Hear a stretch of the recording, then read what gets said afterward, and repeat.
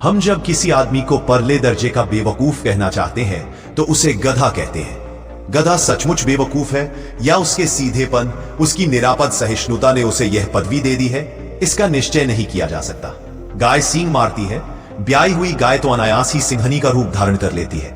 कुत्ता भी बहुत गरीब जानवर है, लेकिन कभी कभी उसे भी क्रोध आ ही जाता है, किंतु गधे को क्रोध करते नहीं सुना, न देखा। जितना चाहे गरीब को मारो, चाहे जैसी खराब सड़ी हुई घास सामने डाल दो, उसके चेहरे पर कभी असंतोष की छाया भी न दिखाई देगी। वैशाख में चाहे एक आध बार कुलेल कर लेता हो, पर हमने तो उसे कभी खुश होते नहीं देखा। उसके चेहरे पर एक स्थायी विषाद स्थायी रूप से छाया रहता है। सुख दुख, हानि लाभ, किसी भी दशा में उसके बदलते नहीं देखा। ऋषियों मुनियों के जितने गुण हैं, वे सभी उसमें पराकाष्ठा को पहुंच गए हैं, पर आदमी उसे बेवकूफ कहता है। सद्गुणों का इतना अनादर कहीं नहीं देखा। कदाचित सीधेपन संसार के लिए उपयुक्त नहीं है।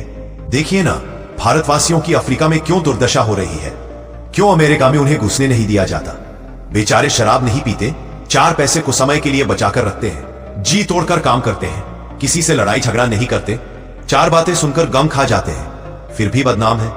कहा जाता है वे जीवन के आदर्श को नीचा करते हैं। अगर वे भी ईंट का जवाब पत्थर से देना सीख जाते तो शायद सभ्य कहलाने लगते। जापान की मिसाल सामने है। एक ही विजय ने उसे संसार की सभ्य जातियों में गण्य बना दिया, लेकिन गधे का एक छोटा भाई और भी है जो उससे कम ही गधा है, और वह है बैल। जिस अर्थ में हम गधा का प्रयोग करते हैं, कुछ उसी से मिलते जुलते अर्थ में बछिया के ताऊ का भी प्रयोग करते हैं। कुछ लोग बैल को शायद बेवकूफों में सर्वश्रेष्ठ कहेंगे, मगर हमारा विचार ऐसा नहीं है। बैल कभी कभी मारता भी है, कभी कभी अड़ियल बैल भी देखने में आता है, और भी कई रीतियों से अपना असंतोष प्रकट कर देता है। अतएव उसका स्थान गधे से नीचा है। जूरी काची के दोनों बैलों के नाम थे हीरा और मोती। दोनों पछाई जाति के थे, देखने में सुंदर, काम में चौकस, डील में ऊंचे। बहुत दिनों से साथ रहते रहते दोनों में भाईचारा हो गया था। दोनों आमने सामने या आसपास बैठे हुए एक दूसरे से मूक भाषा में विचार विनिमय करते थे। एक दूसरे के मन की बात कैसे समझी जाती थी हम नहीं कह सकते। अवश्य ही उनमें कोई ऐसी गुप्त शक्ति थी जिससे जीवों में श्रेष्ठता का दावा करने वाला मनुष्य वंचित है। दोनों एक दूसरे को चाटकर और सूंघकर अपना प्रेम प्रकट करते, कभी कभी दोनों सींग भी मिला लिया करते थे। विग्रह के नाते से नहीं, केवल विनोद के भाव से, आत्मीयता के भाव से, जैसे दोस्तों में घनिष्ठता होते ही धौल ढप्पा होने लगता है। इसके बिना दोस्ती कुछ फुसफुसी, कुछ हल्की सी रहती है, जिस पर ज्यादा विश्वास नहीं किया जा सकता। जिस वक्त ये दोनों बैल हल या गाड़ी में जोत दिए जाते और गर्दन हिला हिलाकर चलते, उस वक्त हर एक की यही चेष्टा होती थी कि ज्यादा से ज्यादा बोझ मेरी ही गर्दन पर रहे। दिन भर के बाद दोपहर या संध्या को दोनों खुलते तो एक दूसरे को चाट चूट कर अपनी थकान मिटा लेते। नांद में खली भूसा पड़ जाने के बाद दोनों साथ उठते, साथ नांद में मुंह डालते और साथ ही बैठते थे। एक मुंह हटा लेता तो दूसरा भी हटा लेता था। संयोग की बात है, झूरी ने एक बार गोई को ससुराल भेज दिया। बैलों को क्या मालूम वे क्यों भेजे जा रहे हैं। समझे मालिक ने हमें बेच दिया। अपना जो बेचा जाना उन्हें अच्छा लगा या बुरा, कौन जाने, पर झूरी के साले गया को घर तक गोई ले जाने में दांतों पसीना आ गया।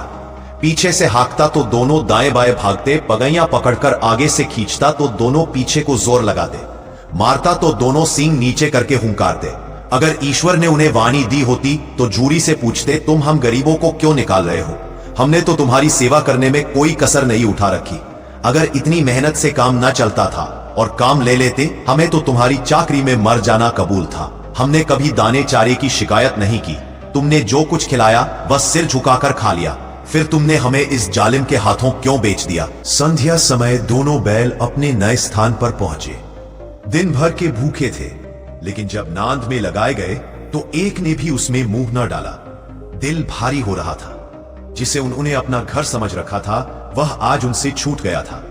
यह नया घर, नया गांव, नए आदमी उन्हें बेगानों से लगते थे। दोनों ने अपनी मूक भाषा में सलाह की, एक दूसरे को कनखियों से देखा और लेट गए। जब गांव में सोता पड़ गया तो दोनों ने जोर मारकर पगहे तुड़ा डाले और घर की तरफ चले। पगहे बहुत मजबूत थे। अनुमान न हो सकता था कि कोई बैल उन्हें तोड़ सकेगा, पर इन दोनों में इस समय दूनी शक्ति आ गई थी। एक एक झटके में रस्सियां टूट गई। झूरी प्रातः सोकर उठा तो देखा कि दोनों बैल चरनी पर खड़े हैं। दोनों ही गर्दनों में आधा आधा गरुआ लटक रहा है।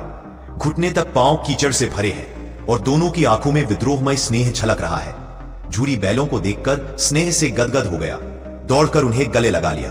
प्रेमालिंगन और चुम्बन का वह दृश्य बड़ा ही मनोहर था। घर और गांव के लड़के जमा हो गए और तालियां बजा बजाकर उनका स्वागत करने लगे। गांव के इतिहास में यह घटना अभूतपूर्व न होने पर भी महत्वपूर्ण थी। बाल सभा ने निश्चय किया, दोनों पशुवीरों को अभिनंदन पत्र देना चाहिए। कोई अपने घर से रोटियां लाया, कोई गुड़, कोई छोकर, कोई भूसी। एक बालक ने कहा, ऐसे बैल किसी के पास ना होंगे। दूसरे ने समर्थन किया, इतनी दूर से दोनों अकेले चले आए। तीसरा बोला, बैल नहीं है, वे उस जन्म के आदमी है। इसका प्रतिवाद करने का किसी को साहस न हुआ। झूरी की स्त्री ने बैलों को द्वार पर देखा तो जल उठी। बोली, कैसे नमक हराम बैल है कि एक दिन वहां काम न किया। भाग खड़े हुए। झूरी अपने बैलों पर यह आक्षेप न सुन सका। नमक हराम क्यों है? चारा दाना न दिया होगा तो क्या करते?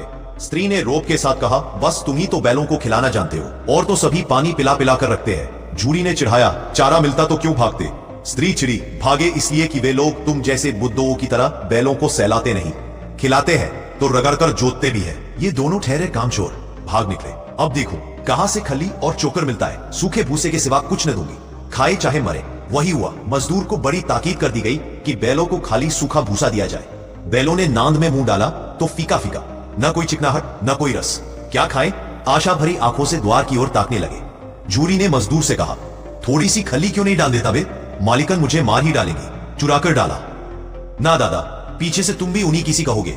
दूसरे दिन झूरी का साला फिर आया और बैलों को ले चला। अब की उसने दोनों को गाड़ी में जोता। 2-4 बार मोती ने गाड़ी को सड़क की खाई में गिराना चाहा, पर हीरा ने संभाल लिया। वह ज्यादा सहनशील था। संध्या समय घर पहुंचकर उसने दोनों को मोटी रस्सियों से बांधा और कल की शरारत का मजा चखाया। फिर वही सूखा भूसा डाल दिया। अपने दोनों बैलों को खली, चूना सब कुछ दी। दोनों बैलों को ऐसा अपमान कभी न हुआ था। झूरी इन्हें फूल की छड़ी से भी न छूता था। उसकी टिटकार पर दोनों उड़ने लगते थे। यहां मार पड़ी। आहत सम्मान की व्यथा तो थी ही, उस पर मिला सूखा भूस। नांद की तरफ आंख तक न उठाई। दूसरे दिन गया ने बैलों को हल में जोता, पर इन दोनों ने जैसे पांव ना उठाने की कसम खा ली थी। वह मारते मारते थक गया, पर दोनों ने पांव ना उठाया। एक बार जब उस निर्दयी ने हीरा की नाक पर खूब डंडे जमाए तो मोती का गुस्सा काबू के बाहर हो गया। हल लेकर भागा। हल, रस्सी, जुआ, जोत सब टूटकर बराबर हो गया। गले में बड़ी बड़ी रस्सियां न होती तो दोनों पकड़ाई में न आते। हीरा ने मूक भाषा में कहा, भागना व्यर्थ है। मोती ने उत्तर दिया, तुम्हारी तो इसने जान ही ले ली थी, अब की बड़ी मार पड़ेगी। पढ़ने दो, बैल का जन्म लिया है तो मार से कहां तक बचेंगे। गया 2 आदमियों के साथ दौड़ा आ रहा है। दोनों के हाथों में लाठियां हैं।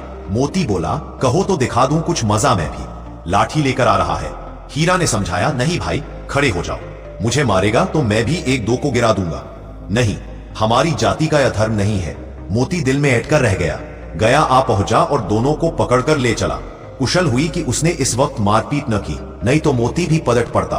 उसके तेवर देखकर गया और उसके सहायक समझ गए कि इस वक्त टाल जाना ही मसलहत है। आज दोनों के सामने फिर वही सूखा भूसा लाया गया। दोनों चुपचाप खड़े रहे। घर के लोग भोजन करने लगे। उस वक्त छोटी सी लड़की 2 रोटियां लिए निकली और दोनों के मुंह में देकर चली गई। उस एक रोटी से इनकी भूख तो क्या शांत होती, पर दोनों के हृदय को मानो भोजन मिल गया। यहां भी किसी सज्जन का वास है। लड़की भैरों की थी। उसकी मां मर चुकी थी। सौतेली मां मारती रहती थी, इसलिए इन बैलों से उसे एक प्रकार की आत्मीयता हो गई थी। दोनों दिन भर जोते जाते, डंडे खाते, अड़ते। शाम को थान पर बांध दिए जाते और रात को वही बालिका उन्हें 2 रोटियां खिला जाती। प्रेम के इस प्रसाद की यह बरकत थी कि 2-2 गाल सूखा भूसा खाकर भी दोनों दुर्बल ना होते थे, मगर दोनों की आंखों में रोम रोम में विद्रोह भरा हुआ था। एक दिन मोती ने मूक भाषा में कहा, अब तो नहीं सहा जाता हीरा, क्या करना चाहते हो? एक आध को सींगों पर उठाकर फेंक दूंगा, लेकिन जानते हो वह प्यारी लड़की जो हमें रोटियां खिलाती है उसी की लड़की है जो इस घर का मालिक है। यह बेचारी अनाथ ना हो जाएगी। तो मालकिन को न फेंक दूं, वही तो उस लड़की को मारती है। लेकिन औरत जात पर सींग चलाना मना है, ये भूले जाते हो। तुम तो किसी तरह निकलने ही नहीं देते। बताओ, तुड़ाकर भाग चले। हाँ, ये मैं स्वीकार करता, लेकिन इतनी मोटी रस्सी टूटेगी कैसे? इसका उपाय है। पहले रस्सी को थोड़ा सा चबा लो, फिर एक झटके में जाती है। रात को जब बालिका रोटियां खिलाकर चली गई, दोनों रस्सियां चबाने लगे, पर मोती रस्सी मुंह में ना आती थी। बेचारे बार बार जोर लगाकर रह जाते थे। सहसा घर का द्वार खुला और वही बालिका निकली। दोनों सिर झुकाकर उसका हाथ चाटने लगे। दोनों की पूंछ खड़ी हो गई। उसने उनके माथे सहलाए और बोली, खुले देती हूं, चुपके से भाग जाओ, नहीं तो यहां लोग मार डालेंगे। आज घर में सलाह हो रही है कि इनको नाकों में नाथ डाल दी जाए। उसने गरौवा खोल दिया, पर दोनों चुपचाप खड़े रहे। मोती ने अपनी भाषा में पूछा, अब चलते क्यों नहीं? हीरा ने कहा, चले तो, लेकिन कल इस अनाथ पर आफत आएगी, सब इसी पर संदेह करेंगे। सहसा बालिका चिल्लाई, दोनों फूफा वाले बैल भागे जा रहे हैं। ओ दादा, दोनों बैल भागे जा रहे हैं, जल्दी दौड़ो। गया हड़बड़ाकर भीतर से निकला और बैलों को पकड़ने चला। वे दोनों भागे। गया ने पीछा किया और भी तेज हुए। गया ने शोर मचाया, फिर गांव के कुछ आदमियों को भी साथ लेने के लिए लौटा। दोनों मित्रों को भागने का मौका मिल गया, सीधे दौड़ते चले गए। यहां तक कि मार्ग का ज्ञान न रहा। जिस परिचित मार्ग से आए थे उसका यहां पता न था। नए नए गांव मिलने लगे। तब दोनों एक खेत के किनारे खड़े होकर सोचने लगे, अब क्या करना चाहिए। हीरा ने कहा, मालूम होता है राह भूल गए। तुम भी बेतहाशा भागे, वही उसे मार गिराना था। उसे मार गिराते तो दुनिया क्या कहती। वह अपना धर्म छोड़ दे, लेकिन हम अपना धर्म क्यों छोड़े। दोनों भूख से व्याकुल हो रहे थे। खेत में मटर खड़ी थी, चरने लगे। रह रहकर आहट ले लेते थे, कोई आता तो नहीं है। जब पेट भर गया, दोनों ने आजादी का अनुभव किया तो मस्त होकर उछलने कूदने लगे। पहले दोनों ने डकार ली, फिर सींग मिलाए और एक दूसरे को ठेलने लगे। मोती ने हीरा को कई कदम हटा दिया, यहां तक कि वह खाई में गिर गया। तब उसे भी क्रोध आया, संभल कर उठा और फिर मोती से भिड़ गया। मोती ने देखा खेल में झगड़ा हुआ चाहता है तो किनारे हट गए।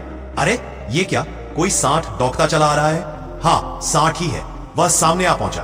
दोनों मित्र बगले झांक रहे हैं। सांड पूरा हाथी है, उससे भिड़ना जान से हाथ धोना है, लेकिन न भिड़ने पर भी जान बचती नहीं नजर आती। इन्हीं की तरफ आ भी रहा है। कितनी भयंकर सूरत है। मोती ने मूक भाषा में कहा, बुरे फंसे, जान बचेगी, कोई उपाय सोचो। हीरा ने चिंतित स्वर में कहा, अपने घमंड से फूला हुआ है, आरजू विनती न सुनेगा। भाग क्यों न चले, भागना कायरता है तो फिर यही मरो। बंदा तो 9-2-11 होता है, और जो दौड़ाए तो फिर कोई उपाय सोचो जल्द। उपाय यही है कि उस पर दोनों जने एक साथ चोट करें। मैं आगे से रगड़ता हूं, तुम पीछे से रगड़ दो। दोहरी मार पड़ेगी तो भाग खड़ा होगा। मेरी ओर छपटे, तुम बगल से उसके पेट में सींग घुसेड़ देना।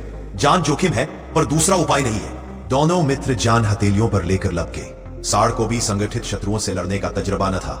वह तो एक शत्रु से मल्ल युद्ध करने का आदी था। ज्यों ही हीरा पर झपटा, मोती ने पीछे से दौड़ाया। साड़ उसकी तरफ मुड़ा तो हीरा ने रगंदा। साड़ चाहता था कि एक एक करके दोनों को गिरा ले, पर ये दोनों भी उस्ताद थे, उसे वह अवसर न देते थे।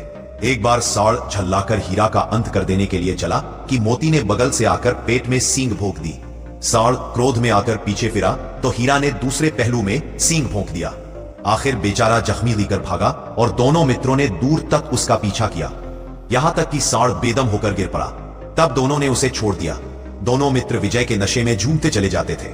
मोती ने अपनी सांकेतिक भाषा में कहा, मेरा तो जी चाहता था कि बच्चा को मार ही डालूं। हीरा ने तिरस्कार किया, गिरे हुए बैरी पर सींग न चलाना चाहिए, यह सब ढोंग है। बैरी को ऐसा मारना चाहिए कि फिर न उठे। अब घर कैसे पहुंचेंगे वह सोचो, पहले कुछ खा ले तो सोचे। सामने मटर का खेत था ही। मोती उसमें घुस गया। हीरा मना करता रहा पर उसने एक न सुनी। अभी 2-4 ग्रास खाए थे कि 2 आदमी लाठियां लिए दौड़ पड़े और दोनों मित्रों को घेर लिया। हीरा तो मेंढ पर था, निकल गया। मोती सींचे हुए खेत में था, उसके खुर कीचड़ में धंसने लगे, न भाग सका, पकड़ लिया। हीरा ने देखा संगी संकट में है तो लौट पड़ा। फंसेंगे तो दोनों फंसेंगे। रखवालों ने उसे भी पकड़ लिया। प्रातःकाल दोनों मित्र कांजी हाउस में बंद कर दिए गए। दोनों मित्रों को जीवन में पहली बार ऐसा साबिका पड़ा। सारा दिन बीत गया और खाने को एक तिनका भी न मिला। समझ ही में न आता था यह कैसा स्वामी है। इससे तो गया फिर भी अच्छा था। यहां कई भैंसें थीं, कई बकरियां, कई घोड़े, कई गधे, पर किसी के सामने चारा न था। सब जमीन पर मुर्दों की तरह पड़े थे। कई तो इतने कमजोर हो गए थे कि खड़े भी नहीं हो सकते थे। सारा दिन दोनों मित्र फाटक की ओर तकतकी लगाए ताकते रहे, पर कोई चारा लेकर आता न दिखाई दिया। तब दोनों ने दीवार की नमकीन मिट्टी चाटनी शुरू की, पर इससे क्या तृप्ति होती। रात को भी जब कुछ भोजन न मिला तो हीरा के दिल में विद्रोह की ज्वाला दहक उठी। मोती से बोला, अब तो नहीं रहा जाता मोती। मोती ने सिर लटकाए हुए जवाब दिया, मुझे तो मालूम होता है प्राण निकल रहे हैं। इतनी जल्द हिम्मत ना हारो भाई, यहां से भागने का कोई उपाय निकालना चाहिए। आओ दीवार तोड़ डालें। मुझसे तो अब कुछ नहीं होगा। बस इसी बूते पर अकड़ते थे, सारी अकड़ निकल गई। बाड़े की दीवार कच्ची थी, हीरा मजबूत तो था ही, फिर भी अपने नुकीले सींग दीवार में गड़ा दिए और जोर मारा तो मिट्टी का एक चिप्पड़ निकल आया। फिर तो उसका साहस बढ़ा। इसने दौड़ दौड़कर दीवार पर चोटें की और हर चोट में थोड़ी थोड़ी मिट्टी गिराने लगा। उस समय कांजी हाउस का चौकीदार लालटेन लेकर जानवरों की हाजिरी लेने निकला। हीरा का उजापन देखकर उसने उसे कई डंडे रसीद किए और मोटी सी रस्सी से बांध दिया। मोती ने पड़े पड़े कहा, आखिर मार खाई क्या मुला, अपने बूते भर जोर तो मार दिया, ऐसा जोर मारना किस काम का कि और बंधन में पड़ गए। जो तो मारता ही जाऊंगा, चाहे कितने ही बंधन पड़ते जाए, जान से हाथ धोना पड़ेगा, कुछ परवाह नहीं, यूं भी मरना ही है। सोचो दीवार खुद जाती तो कितनी जानें बच जाती। इतने भाई यहां बंद हैं, किसी के देह में जान नहीं है। 2-4 दिन और यही हाल रहा तो सब मर जाएंगे। हाँ ये बात तो है। अच्छा तोला, फिर मैं भी जोर लगाता हूं। मोती ने भी दीवार में उसी जगह सींग मारा। थोड़ी सी मिट्टी गिरी तो हिम्मत और बढ़ी। फिर तो वह दीवार में सींग लगाकर इस तरह जोर करने लगा मानो किसी प्रतिद्वंद्वी से लड़ रहा है। आखिर कोई 2 घंटे की जोर आजमाई के बाद दीवार ऊपर से लगभग 1 हाथ गिर गई। उसने दूनी शक्ति से दूसरा धक्का मारा तो आधी दीवार गिर पड़ी। दीवार का गिरना था कि अधमरे से पड़े हुए सभी जानवर चेत उठे। तीनों घोड़ियां सरपट भाग निकली, फिर बकरियां निकली, इसके बाद भैंसें भी खिसक गईं, पर गधे अभी तक ज्यों के त्यों खड़े थे। हीरा ने पूछा, तुम दोनों क्यों नहीं भाग जाते? एक गधे ने कहा, जो कहीं फिर पकड़ लिए जाएं, तो क्या हर्ज है, अभी तो भागने का अवसर है। हमें तो डर लगता है, हम यहीं पड़े रहेंगे। आधी रात से ऊपर जा चुकी थी। दोनों गधे अभी तक खड़े सोच रहे थे कि भागें या ना भागें। मोती अपने मित्र की रस्सी तोड़ने में लगा हुआ था। जब वह हार गया तो हीरा ने कहा, तुम जाओ, मुझे यहीं पड़ा रहने दो, शायद कहीं भेंट हो जाए। मोती ने आंखों में आंसू लाकर कहा, तुम मुझे इतना स्वार्थी समझते हो हीरा? हम और तुम इतने दिनों एक साथ रहे हैं, आज तुम विपत्ति में पड़ गए तो मैं तुम्हें छोड़कर अलग हो जाऊं? हीरा ने कहा, बहुत मार पड़ेगी, लोग समझ जाएंगे वो तुम्हारी शरारत है। मोती गर्व से बोला, जिस अपराध के लिए तुम्हारे गले में बंधन पड़ा, उसके लिए अगर मुझ पर मार पड़े तो क्या चिंता? इतना तो हो ही गया कि 9-10 प्राणियों की जान बच गई, वे सब तो आशीर्वाद देंगे। ये कहते हुए मोती ने दोनों गधों को सींगों से मार मारकर बाड़े के बाहर निकाल और तब अपने बंधु के पास आकर सो रहा। भोर होते ही मुंशी और चौकीदार तथा अन्य कर्मचारियों में कैसी खलबली मची, इसके लिखने की जरूरत नहीं। बस इतना ही काफी है कि मोती की खूब मरम्मत हुई और उसे भी मोटी रस्सी से बांध दिया। 1 सप्ताह तक दोनों मित्र बंधे पड़े रहे। किसी ने चारों का एक तृण भी ना डाला।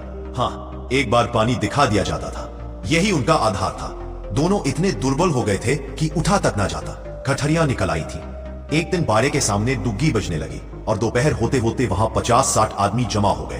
तब दोनों मित्र निकाले गए और उनकी हालत देखभाल होने लगी। लोग आ आकर उनकी सूरत देखकर मन फीका करके चले जाते। ऐसे मृतक बैलों का कौन खरीदार होता? सहसा एक दड़ियल आदमी, जिसकी आंखें लाल थी और मुद्रा अत्यंत कठोर, आया और दोनों मित्रों के कूल्हों में उंगली गोंदकर मुंशी जी से बातें करने लगा। उसका चेहरा देखकर अंतर्ज्ञान से दोनों मित्रों के दिल कांप उठे। वह कौन है और उन्हें क्यों टटोला रहा है, इस विषय में उन्हें कोई संदेह ना हुआ। दोनों ने एक दूसरे को भीत नेत्रों से देखा और सिर झुका लिया। हीरा ने कहा, गया के घर से नाहक भागे, अब जान ना बचेगी। मोती ने अधीरता के साथ ही उत्तर दिया, कहते हैं भगवान सबके ऊपर दया करते हैं, उन्हें हमारे ऊपर क्यों दया नहीं आती?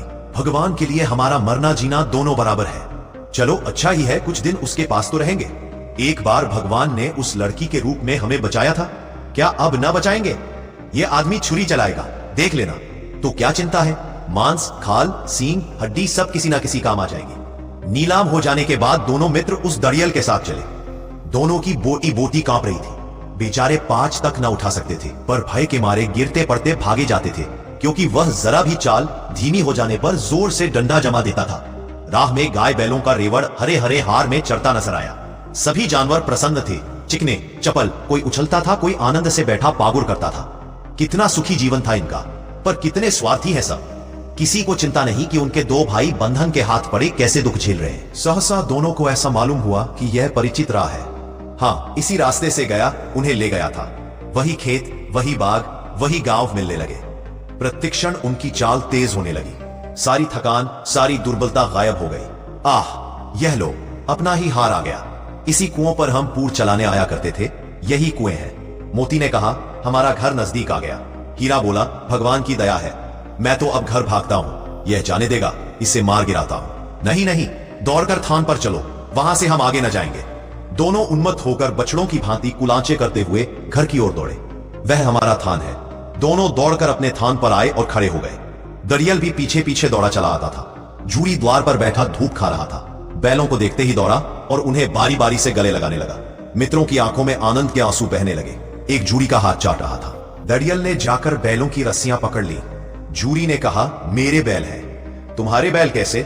मैं मवेशी खाने से नीलाम लिए आता हूं। मैं तो समझता हूं चुराए लिए आते हो। चुपके से चले जाओ। मेरे बैल हैं, मैं बेचूंगा तो बिकेंगे। किसी को मेरे बैल नीलाम करने का क्या अख्तियार है? जो ये शब्द है इमेज में, इन्हें टेक्स्ट में भेजो। जाकर थाने में रपट कर दूंगा।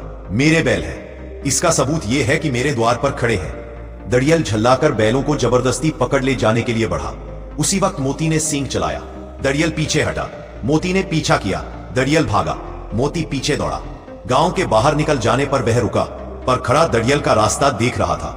दड़ियल दूर खड़ा धमकियां दे रहा था, गालियां निकाल रहा था, पत्थर फेंक रहा था, और मोती विजयी शूर की भांति उसका रास्ता रोके खड़ा था। गांव के लोग ये तमाशा देखते थे और हंसते थे। जब दड़ियल हार कर चला गया तो मोती अकड़ता हुआ लौटा। हीरा ने कहा, मैं डर रहा था कि कहीं तुम गुस्से में आकर मार ना बैठो। अगर वह मुझे पकड़ता तो मैं बेमारे ना छोड़ता। अब ना आएगा। आएगा तो दूर ही से खबर लूंगा। देखूं कैसे ले जाता है। जो गोली मरवा दे। मर जाऊंगा पर उसके काम तो ना आऊंगा। हमारी जान को कोई जान नहीं समझता, इसलिए कि हम इतने सीधे हैं। जरा देर में नानों में खली, भूसा, चोकर और दाना भर दिया गया और दोनों मित्र खाने लगे। झूरी खड़ा दोनों को सहला रहा था और 20 लड़के तमाशा देख रहे थे। सारे गांव में उछाल सा मालूम होता था। उसी समय मालकिन ने आकर दोनों के माथे चूम लिए। अगर आपको कहानी पसंद आए तो लाइक सब्सक्राइब जरूर करें।